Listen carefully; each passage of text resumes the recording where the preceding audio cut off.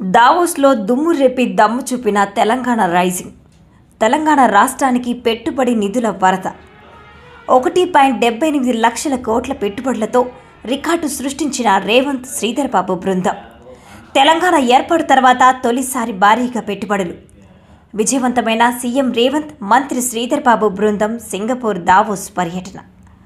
ఒకరిది చతురత, మరొకరిది మేధ. వారిరువురు కలిసి పెట్టుబడుల వేటకు వెళ్లారు.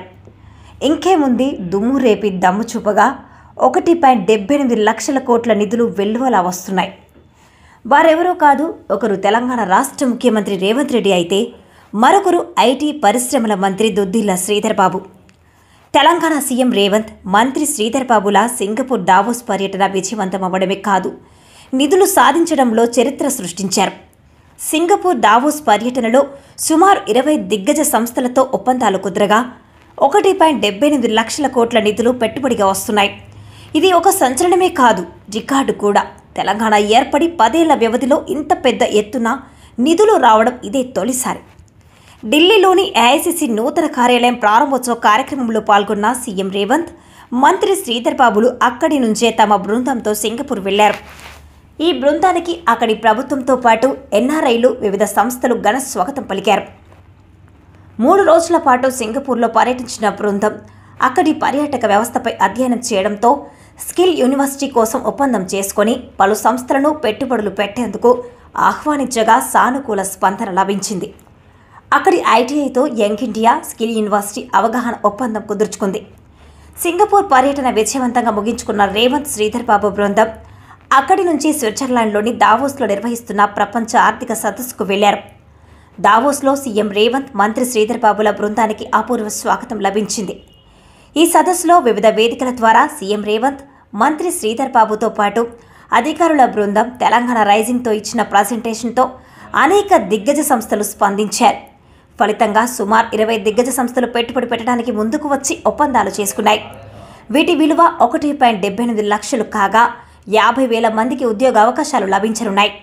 అమెజాన్ సంస్థ హైదరాబాద్లో తాజాగా 60,000 కోట్ల పెట్టుబడి పెట్టడానికి తెలంగాణ ప్రభుత్వంతో ఒప్పందం కుదుర్చుకుంది. అలాగే ఇన్ఫోసిస్, హెచ్సిఎల్ టెక్ సంస్థలు విస్తరణకు అంగీకరించడం శుభ పరిణామం. సోలార్ విద్యుత్, 3 చోట్ల భారీ పంప్డ్ స్టోరేజ్ హైడ్రో పవర్ ప్రాజెక్టులు నెలకొల్పేందుకు సన్ పెట్రో కెమికల్స్తో, డ్రోన్ల దేశంలోనే ముఖ్య కేంద్రం కంట్రోలెస్తో ఒప్పందాలు జరిగాయి.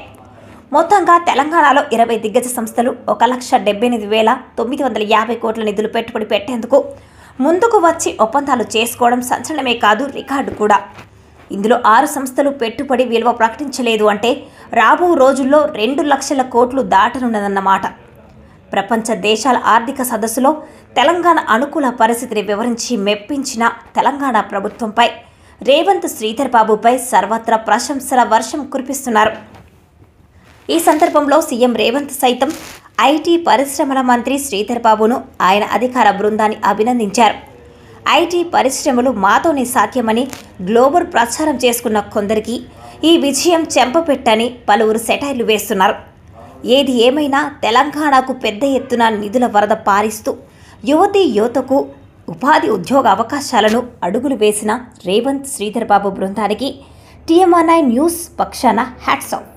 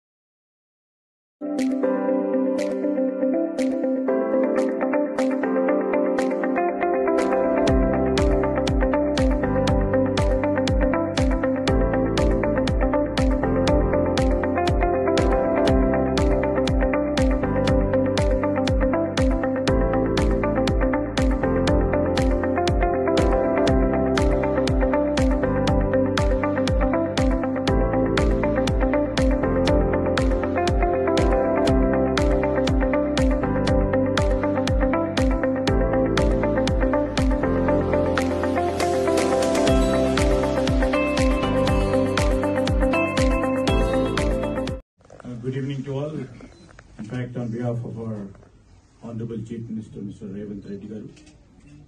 You know, on the days, Honorable Minister from the Union, Chirag Paswan ji, Honorable Minister from the Union, Jain Chaudhary ji, and we can't forget